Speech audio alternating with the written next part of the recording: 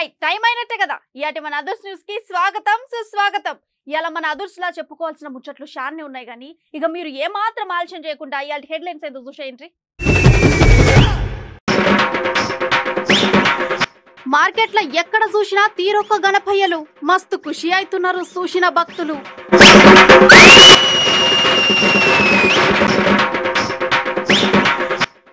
నకిలీ డాక్టరు తాగొచ్చి మరి చేసిండు వైద్యం, హెమ్మటే కనిపెట్టిండంట అక్కడ జనం.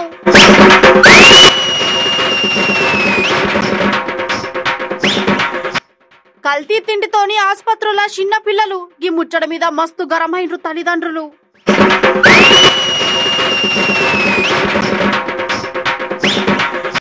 ఎల్లుండి మన తానా లీడర్ల మీటింగులు ఏ తిరగైతుందో చూడాలని అంటున్నారు ప్రజలు.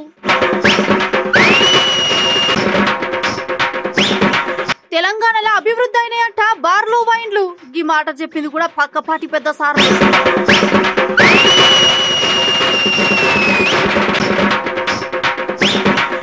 మళ్ళా షాలైపోతున్నది మన తన ఫేక్ న్యూస్, జర పైలంగుండూరి పబ్లిక్. ఇక ఇంకా 2-3 రోజులల్లా గణేష్ పండుగ అంటే మా గల్లీ పోరగాలకు మస్తు సంబరం. గల్లీ పోరగాలకేంది అందరికీ సంబరమే. వినాయక చవితి పండుగకు ఇంకా 2 రోజులు టైం ఉన్నది. విగ్రహాలు తయారు చేసుడు అటెంక వాటికి తీరొక్క రంగులద్ది మంచిగా పండుగ తయారు చేస్తున్నారు. మరి 7 మట్టి విగ్రహాల కలర్ గణేషులా ఇది నిన్న మొన్న చెప్పుకున్న ముచ్చట కదా. రైట్ ఇలా మీకు తీరొక్క గణేషులను చూపెడతాం, ఇక మీరు ఏమాత్రం ఆలస్యం చేయకుండా చూసేయండి. ఇక మన తార గణేష్ పండుగ చాలా అయిందంటే పట్నం 10 రోజులు పెద్ద పండుగనే చెప్పుకోవచ్చు. ఇక రోడ్డెమ్మటి చిన్న చిన్న గల్లీల పెద్ద పెద్ద కాలనీల ఎక్కడ చూసినా గణేశుని విగ్రహాలు భక్తుల పూజలు మస్తు ఉంటది మన తాన గణపయ్య పండుగ. ఇక ఎప్పటి లెక్కనే నడిచిన కాలం మారుతున్న మనుషులకు తగ్గట్టే వినాయకుని విగ్రహాలను కూడా మారుస్తున్నారు. ఇక్కడ మేము చెప్పేది ఏంటంటే పోయినేడు మనం ఒకటి చూసినాం, బాహుబలి అసంటి గణేశుడు, గబ్బర్ సింగ్ గణేశుడు, డీజే టీల్ అసంటి గణేశుడు. ఇట్లా 1-2 చెప్పుకుంటా పోతే చాలా ఉన్నాయి. ఇక పోయినేడు లెక్కనే ఈ ఏడు కూడా కొత్త గణేశులు మన తానికి వచ్చేసిండ్రు. రైట్ ఇక ముందుగా ఇక్కడ చూడుర్రి, వీణ పట్టుకున్న వినాయకుడు, పార్వతమ్మ దగ్గర కూర్చున్న గణేశుడు, సంజీవని పర్వతం ఎత్తుకున్న గణపయ్య, చెట్టు కింద నిమ్మలా కూర్చున్న గణపయ్య. ఇక ఇక్కడ చూడుర్రి కృష్ణుని అవతారం ఎత్తిన మన గణపయ్య ఎంత ముద్దుకున్నాడో. అటు చూడుర్రి క్యారం బోర్డు ఆడుతున్న గణపయ్య, చెస్ ఆడుతున్న చిన్న వినాయకుడు, రథం పట్టుకున్న రారాజులు ఎక్కున్నాడు పో మన గణేశుడు. రైట్ ఇక ఇది చూడుర్రి ఎడ్ల బండి నడుపుతున్న రైతు గణపయ్య. ఇట్లా 1-2 చెప్పుకుంటా పోతే చాలా రకాలు చాలా తీర్లున్నాయి. రైట్ ఇక మంచిగున్నాయి కదా ఈ తీరొక్క గణపయ్యలు. ఇట్లా తీరొక్క గణపయ్యను చూసిన భక్తులు కూడా మస్తు ఖుషి అవుతున్నారు. ఇక మరి మీరేమంటారు?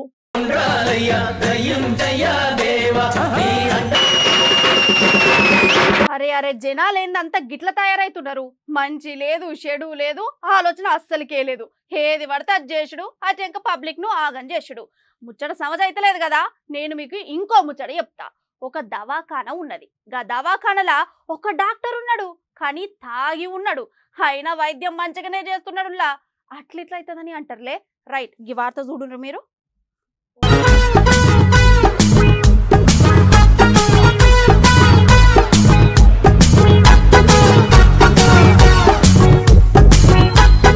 డాక్టర్ ఉన్నాడు కానీ తాగున్నాడు, అయినా వైద్యం మంచిగా చేస్తున్నాడు. అట్లా ఎట్లా అవుతుంది అని అంటారు. రైట్ ఈ వార్త చూడండి.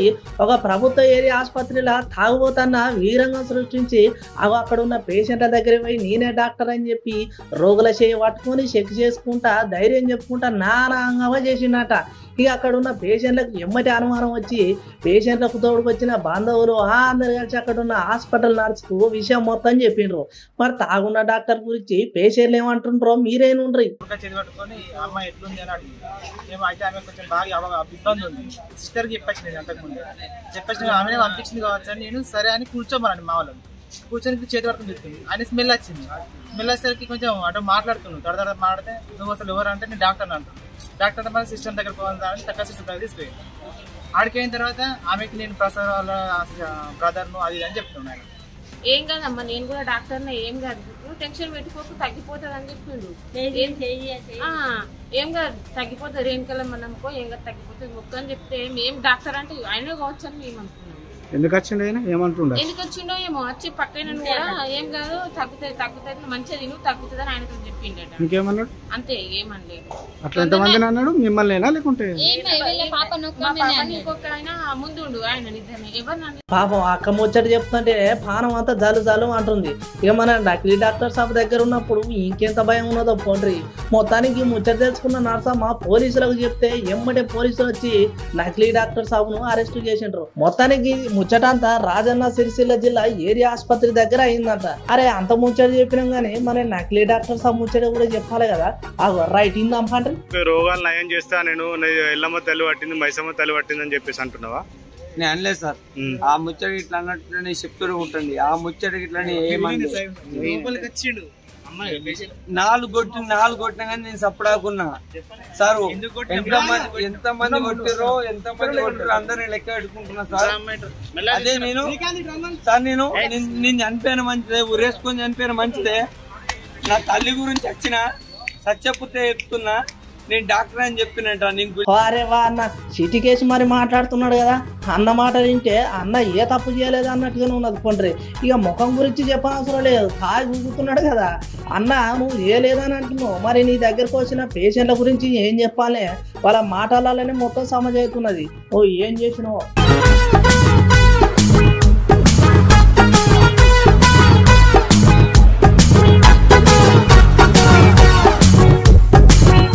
చూసినారులా వార్త ఎంత గమ్మత్తుకున్నదో.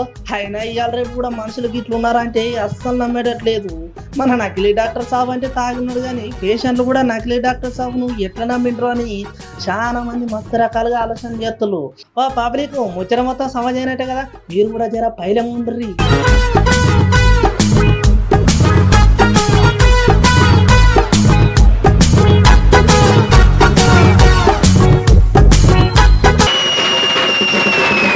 జరసేపు ఆగుండ్రి, నేను ఇప్పుడు వార్త చెప్తా. గది దేని గురించి అంటే కల్తీ గురించి. హగో మల్లెండ్లైంది రోగి కల్తీ అని పరేషాన్ కాకుండ్రి. ఉన్న ముచ్చట ఏందనేది కూడా మేము వివరంగానే చెప్తాం, జరింతి నుండ్రి.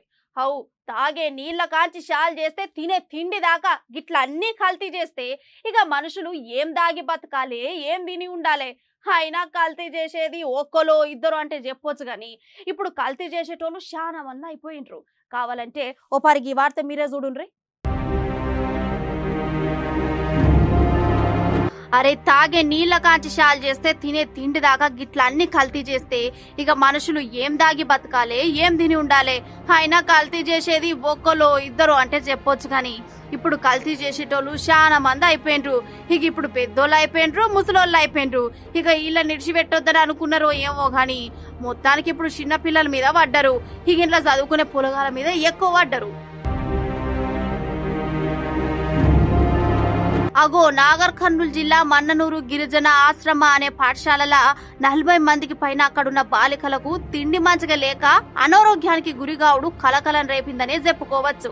ఇక అక్కడున్న ఆడపిల్లలకు తిండి తినంగానే ఉన్న ఫలంగా ఏమైందో ఏమో గాని ఒక్కసారే శ్వాస తీసుకోనికి మస్తు తిప్పలైందంట. ఇక ఇమ్మటే ముచ్చట తెలుసుకున్న సిబ్బంది వాళ్ళను అచ్చంపేటలో ఉన్న ఒక ఆసుపత్రికి తీసుకుపోయిండ్రంట. హగో ఇప్పుడు ఇదే ముచ్చట మీద పిల్లలు ఏమంటున్నారో మీరేనుండ్రి.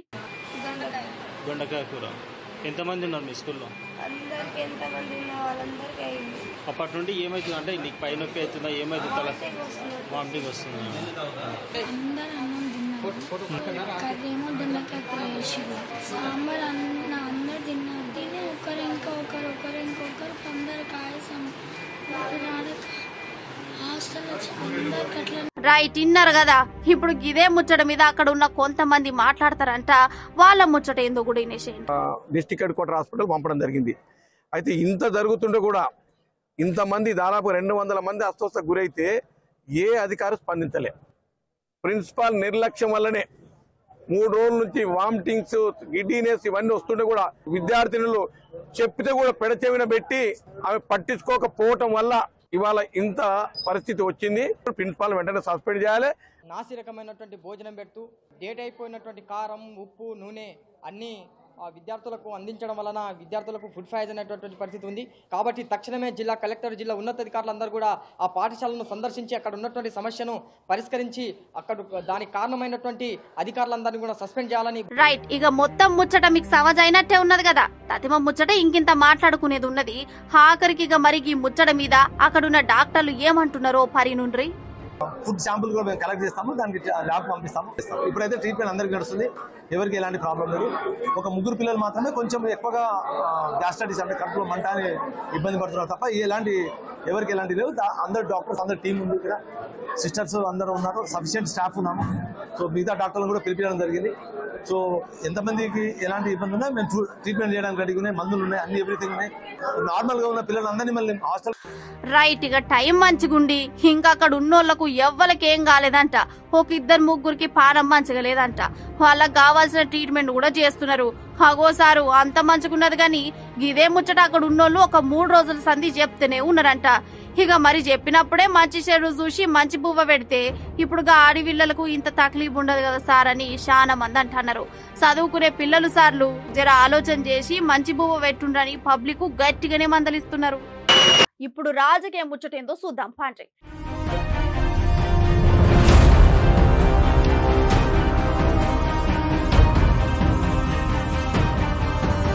రైట్, ఇవాళ మనం చెప్పుకోబోయే రాజకీయ ముచ్చట ఏందంటే ఇవాళ ఆదిలాబాద్ దగ్గర చేతి గుర్తు నాయకులు కంది శ్రీనివాసరెడ్డి సారు అక్కడ ప్రజలకు అన్ని విధాలుగా సారు ఫౌండేషన్ తరపున సేవ చేస్తూనే ఉన్నాడు. గట్లనే ఇప్పుడు కూడా ఆదిలాబాద్ లో ఉన్న ఆడబిడ్డలకు నా వంతు సాయం నేనేదన్నా ఒక్కటి చేయాలని చెప్పి కంది శ్రీనివాసరెడ్డి సారు అక్కడున్న ఆడబిడ్డలందరికీ ప్రెషర్ కుక్కర్ వంచిండు. ఇక అంత మంచిగా నడుస్తున్న టైంలా మంచి పనిని చెడగొట్టనికి ఎవరో ఒక్కరు ఉంటారు కదా అన్నట్టుగా ఆదిలాబాద్ లో ఉన్న ఎమ్మెల్యే జోగు రామన్న సారు గింత కూడా ఆలోచన చేయకుండా ఉన్న ఫలంగా పదవున్నదనే అధికారంతో గట్లనే అహంకారంతో పోలీసులను పంపించి ప్రెషర్ కుక్కర్లు ఉన్న గోదాంను సీజ్ చేపించిండ్రు. అయితే ఇప్పుడు గదే ముచ్చట మీద కంది శ్రీనివాసరెడ్డి సారు మాట్లాడతారు. ఓ పరిందాం. నేను ఒక సామాన్య రైతు కుటుంబంలో పుట్టిన ఆదిలాబాద్ ప్రజలారా, మధ్య తరగతి రైతు కుటుంబంలో పుట్టిన నేను అనేక సార్లు అనేక మీటింగ్లలో చెప్పిన ఒక 8 ఎకరాల భూమి మీద మా బాపు నన్ను ఇంతవరకు చదివించిండు. ఇంజనీరింగ్ పూర్తి చేసిన, MBA పూర్తి చేసిన, MS పూర్తి చేసిన, అమెరికాలో జాబు చేసిన, అమెరికాలోనే సాఫ్ట్వేర్ కంపెనీలు పెట్టా. నా రెక్కల కష్టంతో సంపాదించినటువంటి డబ్బులతో నేను ఆదిలాబాద్ ప్రజలకి పంచుతున్నా. ఫౌండేషన్ తరపున ఎవరైనా సేవా కార్యక్రమాలు నిర్వహించుకోవచ్చు. దీంట్లో ఎవరికైనా అభ్యంతరం ఉందా? ఇప్పుడేమైనా ఎన్నికలు ఉన్నాయా? ఇప్పుడేమైనా ఎన్నికల షెడ్యూల్ ఉందా? దీన్ని అడ్డుకోవడం అంటే ఆదిలాబాద్ ప్రజల మహిళల నోటికాడ కూడుని లాక్కోవడమే, నోట్లో ఉన్న కూడుని లాక్కోవడమే. ఇప్పటికే ఆదిలాబాద్ మహిళల నోట్లో మట్టి కొట్టినటువంటి జోగురామన్న, దుబ్బపోసినటువంటి జోగురామన్న మా ఫౌండేషన్ తరపున ప్రెషర్ కుక్కర్లని పంపిణీని అడ్డుకోవడం ముమ్మాటికి ఆదిలాబాద్ మహిళల మీద దాడి. జోగురామన్న గూండాలు, రౌడీలు ఆదిలాబాద్ మహిళల మీద పరోక్షమైనటువంటి దాడి చేస్తున్నారు. ఇంతవరకు ఇప్పుడు ప్రత్యక్షమైన దాడికి దిగిండ్రు. మహిళలారా, తిరగబడండి జోగురామన్న మీద. ఈ జోగురామన్న అన్యాయాల్ని బొందబెట్టండి. సామాన్య రైతు కుటుంబం నుంచి వచ్చిన నాకు దేవుడు అనేక రకాలైనటువంటి అనందంగా నాకు ఇచ్చిండు. దాన్నే నేను ఆదిలాబాద్ ప్రజలకు వస్తున్నా. నేను రాజకీయాలకు రాకముందే చెప్పిన 50 నేను ఎంత డబ్బులు సంపాదించినా సగం నా కుటుంబానికి చెందుతాయి, సగం ఆదిలాబాద్ ప్రజల గరీబోళ్ళకే పంచిన తర్వాతనే నేను చచ్చిపోతా అని చెప్పినాడు. బరాబర్ గరీబోళ్లకు పంచిన తర్వాతనే జోగురామన్న నా సగం ఆస్తిని ఆదిలాబాద్ ప్రజలకు పంచి చూపిస్తా. నువ్వు 100 ఏళ్లు బతుకుంటే చూడు, నీ కళ్ళు మంచిగుండని, చేతులు మంచిగుండని, నీ కాళ్ళు మంచిగుండని. నేను చేసే సేవా కార్యక్రమాలు చూస్తూ ఉండు జోగురామన్న. ఎట్లా నువ్వు 15 ఏళ్లలో ఏం చేయలే కదా, ప్రజలందరినీ మోసం చేసినావు కదా, కథం పట్టించినావు ప్రజలందరినీ. ప్రజలారా, నేను అన్ని వదిలిపెట్టి మీకోసం వచ్చిన, ఆదిలాబాద్ ప్రజలకి సేవ చేయడం కోసం వచ్చిన. మీ ఆశీర్వాద బలమే నన్ను ఇంతవరకు నడిపించింది. జోగురామన్న లాంటోళ్ళు అనేక కుట్రలు చేసింది నా మీద. నా క్యాంప్ ఆఫీస్ మీదకి JCBని బట్టి కూలగొట్టడానికి ప్రయత్నం చేసిండు. నా మీద బేలల కేసు. ఇప్పుడు మన కంది శ్రీనివాసరెడ్డి సార్ మాటలు విన్నారు కదా, ఇప్పుడు పబ్లిక్ ఏమంటారు ఇనుండ్రి. ఆడోళ్ళందరికీ మేము ప్రతి ఇంటికి టోకెన్లు ఇచ్చిన తర్వాత ఇయ్యాల సగం పంచిన తర్వాత ఇయ్యాల జోగిరామన్న గిట్లా వేస్తున్నాడని మా మహిళలందరికీ నేను చెప్తే, సరే వాళ్ళ ఇంటికి పోయి ఆఫీస్కి పోయి మనం ఎక్కడన్నా మాట్లాడగలుగుతాం. మరి జోగిరామన్నకు దానం చేసే గుణం లేదు, సాయం చేసే గుణం లేదు. ఇప్పుడు కుక్కలు ఇస్తున్నాడని జోగిరామన్న సిల్ చేస్తున్నాడు, అది రైట్ కాదు, రాంగ్. కుక్కలు మరి ఆయన ఇప్పుడు ఒక టిక్లీల ప్యాకెట్ వంచలేదు, మా కష్ట సుఖాలు అడగలేదు. మరి ఆడబిడ్డలని చీరలు వంచితే చీరలు ఎవరు కట్టలేదు. నువ్వు చీరలు వంచి నువ్వు గెలిపిస్తానంటున్నావు, నువ్వు గెలా అని భయపడే నువ్వు ఇప్పుడు రెచ్చగొట్టి సీలేస్తున్నాడు. కుక్కలకు సీలేస్తే మాత్రం ఇంటికి పోయి దింగాని చేస్తాం. మాకు వంట చేయడానికి కుక్కలు ఇస్తాను కంది సీనని అంటున్నాడు. ఎందుకు ఆపేస్తున్నాడు? ఈ కుట్ర ఎందుకు పెట్టుకుంటున్నాడు? ఆడపడుసులకి ఇదివరదాకా లెక్క చేసిండావా ఏమనకు? గ్యాసులు ఇచ్చిండా మాకేమన్నా? కుక్కలు ఇస్తే అంటే ఎందుకు ఆపేస్తున్నాడు? ఈయన తప్పు పని అయినది. మాకేమన్నా ఇచ్చిండా? ఇదివరదాకా ఏమి ఇయ్యలే. మళ్ళీ లెక్క చేసిన మా నాడల్లో ఎవరున్నారు? ఇదివరదాకా ఎవరు లెక్క చేయాలి? మమ్మల్ని కందిసిన నాడి పడుసలు లెక్క చేస్తున్నాడు. ఇప్పుడు ఎందుకు ఆపేస్తున్నాడు ఆయన?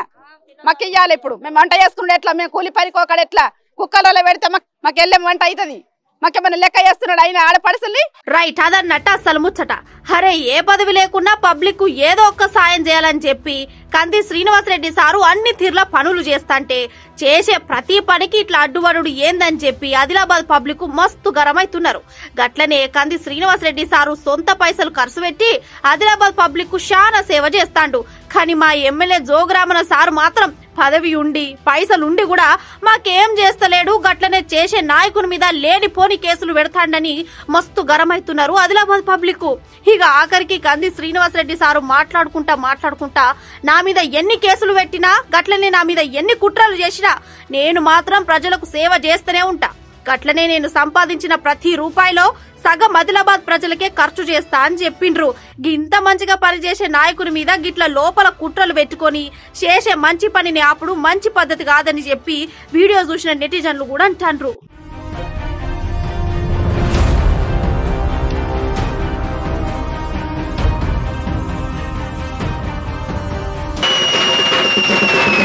ఇంతకు ముందు నడిచిన రాజకీయ ముచ్చట సమజైనట్టే కదా. ఇప్పుడు ఇంకో రాజకీయ ముచ్చట చెప్తాం వినుర్రి. ఇప్పుడు తెలంగాణలో ఏం నడుస్తుంది మీరు చెప్తారా, నన్ను చెప్పమంటారా? సరే, ముందుగాలైతే మేమే చెప్తాం, అయితే ఇంకా మీ ఆలోచన ఏందో మీరే చెప్పుండ్రి. అయితే ఇక్కడ అసలు ముచ్చట, దేశంలో ఏ రాష్ట్ర సీఎం చేయని పని కేసీఆర్ చేశారన్న రేవంత్ రెడ్డి హగో గిదేంద్రో అని పరేషాన్ కాకుండ్రి. ఇంకింత ముచ్చట సార్ చెప్తాడు వినుండ్రి. ఇక దేశంలో ఏ రాష్ట్ర సీఎం చేయని పని కేసీఆర్ సార్ చేసిండట. అవో గిది అన్నది మళ్ళీ ఎవరో కాదు, రేవంత్ రెడ్డి సారు. అవో గిట్లా అనగానే ఇగో గిది ఎక్కడ కత్తరో అని పరిశాన్ కాకుండ్రి. ఇంకింత ముచ్చట సారే చెప్తారు నుండ్రు పారి. అన్ని విధానాలతోనే ఇవాళ ప్రజల దగ్గరికి కాంగ్రెస్ పార్టీ వెళ్ళదలుచుకున్నది. కేసీఆర్ విధానం ఏందయ్యా అంటే, ఆయన వచ్చినాక రాష్ట్రం అన్నిట్లలో ముందంజలో ఉంది, నెంబర్ 1 తెలంగాణ అని కేసీఆర్ అంటుంటాడు. ఒక్క విషయంలో మాత్రం నాకు స్పష్టత వచ్చింది. 3000 వైన్ షాపులు, 60,000 బెల్ట్ షాపులు ఈ దేశంలో ఏ రాష్ట్రంలో లేవు. తాగుబోతులను తయారు చేసిన దాంట్లో తెలంగాణ నెంబర్ 1. దానికి బ్రాండ్ అంబాసిడర్ కల్వకుంట్ల చంద్రశేఖరరావు. ఆగో గదన్నట్టు రేవంత్ రెడ్డి సారు ముచ్చట. ఇక సారన్న ముచ్చట మరి ఎంతవరకు వాస్తవమో ఏందో ఏమో తెలియదు గాని ఒక ముచ్చట మాత్రం వాస్తవమే అని అంటున్నారు ముచ్చటిన నెటిజన్లు. అవో గది ఏంటంటే, ఇక 3000 వైన్స్ షాపులు గట్లనే 60,000 బెల్ట్ షాపులు ఉన్నది మాత్రం మన తానే అని అంటున్నారు. గట్లనే ఇప్పుడు మన తానకి మందు బానిసల తీరు చూసుకుంటే ఇక ఇంట్లో 21 ఏళ్ల నుంచి 26 ఏళ్ల నడువ యూత్ పోరగాన్లు ఎక్కువ ఉన్నారట. పోండ్రి, ఇంతకుముందు మిత్రుడు రామ్మోహన్ రెడ్డి గారు చెప్పినట్టు కేసీఆర్ ఓడిపోతుండు కాబట్టి గజ్వేల్ నుంచి పారిపోతుండు. నిజంగా నువ్వు అభివృద్ధి చేసి ఉంటే గజ్వేల్లోనే నిలబడాలి కదా. మళ్ళీ కామారెడ్డిలు ఎందుకు వేస్తున్నావు నామినేషన్? సిట్టింగులందరికీ నువ్వు అభివృద్ధి చేస్తే నీ పేరు మీదనే ఓట్లు అయితే సిట్టింగులు ఎవడు? కోన్కిస్క గొట్టంగాడు. అవసారు మీరు అన్నది కూడా వాస్తవమే. ఈ మాట మేము అంటలేము, చాలా మంది అంటున్నారు. గజ్వేల్ నుండి పోటీ చేసే సీఎం సార్ ఇప్పుడు కామారెడ్డి నుండి పోటీ చేస్తున్నాడు అంటే ఇక అక్కడ ఓడిపోతాడని ముందుగా ఇట్లా ఆలోచన చేసిండా అని చెప్పి చాలా మంది అంటున్నారు. మరే అందరికీ సీట్లు ఏమన్నా ఎందుకు మార్చినావు? కొందరిని 4 ఏళ్ళు అపాయింట్మెంట్ ఇవ్వని పట్నం మహేందర్ రెడ్డి గారికి ఉన్న పలంగా ఆయన ఇంటికి పోయి నీ పార్టీ నాయకులు ఎమ్మెల్యేలు ఆయన కాళ్ళు పట్టుకొని మొన్నటి వరకు ఏం మాట్లాడినరు తాండూరులా, ఇవాళ ఎట్లా కాళ్ళు పట్టుకుంటారో ప్రజలు గమనిస్తలేరా? కేసీఆర్ ఓటమి ఖాయం అయ్యింది కాబట్టే ఆపద మొక్కులు మొక్కుతున్నాడు. ఇక గిదన్నట్టు ఆగరం వచ్చాడ. ఇప్పుడు ఎన్నికల టైం దగ్గర పడుతున్నది కాబట్టి ఇక ఎట్లయినా గెలవాలి కాబట్టి ప్రజల దగ్గర గులాబీ లీడర్లు పోతున్నారంట. గట్లనే కాళ్ళరెక్కలు పట్టుకొని బతిమలాడుతున్నారంట. మొత్తానికైతే ప్రజల దగ్గరికి లీడర్లు వచ్చుడు షాల్ చేసిండ్రని చెప్పుకోవచ్చని అంటున్నారు. మొత్తం ముచ్చటిన తెలంగాణ పబ్లిక్. అన్ని విధానాలతోనే ఇవాళ ప్రజల దగ్గరికి కాంగ్రెస్ పార్టీ వెళ్ళదలుచుకున్నది. కేసీఆర్ విధానం ఏందయ్యా అంటే ఆయన వచ్చినాక రాష్ట్రం అన్నిట్లలో ముందంజలో ఉంది, నెంబర్ 1 తెలంగాణ అని కేసీఆర్ అంటుంటాడు. ఒక్క విషయంలో మాత్రం నాకు స్పష్టత వచ్చింది. 3,000 వైన్ షాపులు, 60,000 బెల్ట్ షాపులు ఈ దేశంలో ఏ రాష్ట్రంలో లేవు. తాగుబోతులను తయారు చేసిన దాంట్లో తెలంగాణ నెంబర్ 1. దానికి బ్రాండ్ అంబాసిడర్ కల్వకుంట్ల చంద్రశేఖరరావు. ఇంతకుముందు మిత్రుడు రామ్మోహన్ రెడ్డి గారు చెప్పినట్టు కేసీఆర్ ఓడిపోతుండు కాబట్టి గజ్వేల్ నుంచి పారిపోతుండు. నిజంగా నువ్వు అభివృద్ధి చేసి ఉంటే గజ్వేల్లోనే నిలబడాలి కదా. మళ్ళీ కామారెడ్డిలు ఎందుకు వేస్తున్నావు నామినేషను? సిట్టింగులందరికీ నువ్వు అభివృద్ధి చేస్తే నీ పేరు మీదనే ఓట్లు అయితే సిట్టింగులు ఎవడు కోన్కిస్క గొట్టంగాడు అందరికీ సీట్లు ఏమన్నా ఎందుకు మార్చినావు? కొందరిని 4 ఏళ్ళు అపాయింట్మెంట్ ఇవ్వని పట్నం మహేందర్ రెడ్డి గారికి ఉన్న పలంగా ఆయన ఇంటికి పోయి నీ పార్టీ నాయకులు ఎమ్మెల్యేలు ఆయన కాళ్ళు పట్టుకొని మొన్నటి వరకు ఏం మాట్లాడినరు తాండూరులా, ఇవాళ ఎట్లా కాళ్ళు పట్టుకుంటున్నారో ప్రజలు గమనిస్తలేరా? కేసీఆర్ ఓటమి ఖాయం అయ్యింది కాబట్టే ఆపద మొక్కులు మొక్కుతున్నాడు. అబ్బబ్బబ్బా ఏం రోజులు నాయన, మరి గింతగానం మారిపోతాన్నాయి. మంచి లేదు, చెడు లేదు, మాట మందలిత్తు లేదు. ఇక గిదంతా చెప్తే మీకు సవజ్ కాదు కానీ మీకు ముచ్చడి చెప్తాయాల. గదేందంటే ఇప్పుడు సమాజం ఎట్లున్నది? ఎట్లుండడేంది? మంచిగానే ఉన్నది కదా. ఏం మంచిగా ఉండు, గీ టెక్నాలజీ చేయబట్టి ఎప్పటికీ ఏదో ఒక పరేషాన్ అవుతుంది. ఇక గీ నడుమైతే ఫేక్ న్యూస్ అనేది చాలా ఎక్కువైపోతుంది. పో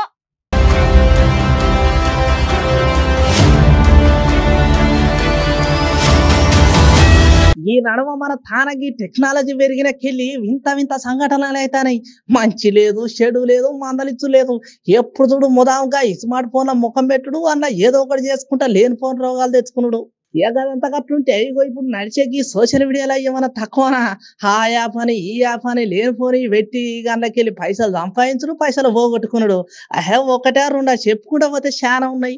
ఎక్కడ చూసినా ఫేక్ న్యూస్లు, చెప్పలేనని మోసాలు. ఏమని చెప్పాం, ఎట్లని చెప్పాం, ఎంత అని చెప్పాం. ఎక్కలేనని తలకాయ నొప్పులు ఉన్నాయి మన తానా.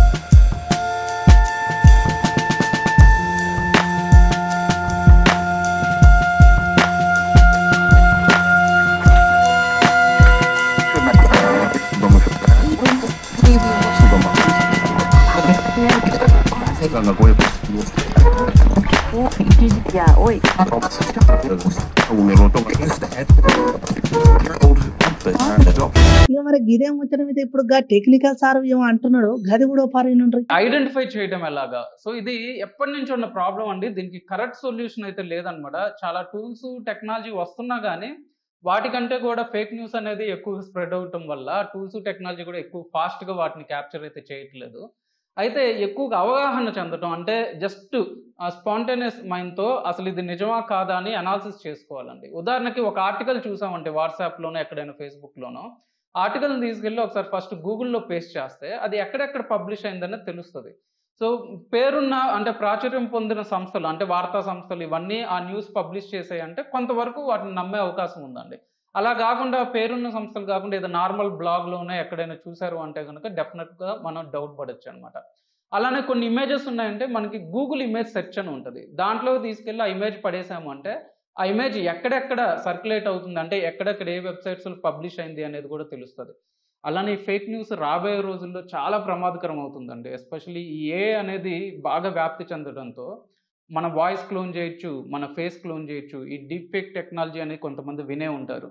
సో వీడియోల్లో ఏంటంటే ఒకళ్ళ ఫేస్ నుంచి ఇంకొకళ్ళ ఫేస్ రెప్లికేట్ చేసేసి వాళ్ళే చెప్తున్నట్టు వాళ్ళే మాట్లాడుతున్నట్టు వీడియోలు అనేవి క్రియేట్ చేస్తున్నారు. అలానే ఇప్పుడు చాలా వరకు ఏంటంటే ఈ AI టూల్స్ ఏంటంటే ఒక మనిషిని ఇంకో మనిషితో రీప్లేస్ చేయడం కావచ్చు, వాయిస్ రీప్లేస్ చేయడం కావచ్చు వచ్చాయి కాబట్టి భవిష్యత్తులో ఇంకా రైట్. ఇక మేము చెప్పేది ఏం లేదు కానీ జర్రో పార ఆలోచన చేయండి. ఆ వచ్చిరాని ఫేక్ న్యూస్లు చూసి ఇక గదే వాస్తవాలని నమ్మకుంటారు, నమ్మి మోసపోకుంటారు. అసలుకే ఇవాళ రేపు రోజులు మంచిగా లేవు. ఇక టైం అయిపోయింది. ఇయాటి వార్తలు అయితే గివ్వే. రేపటి వార్తలల్లా మళ్ళా కలుద్దాం. ఇక పోయేస్తా. నమస్తే.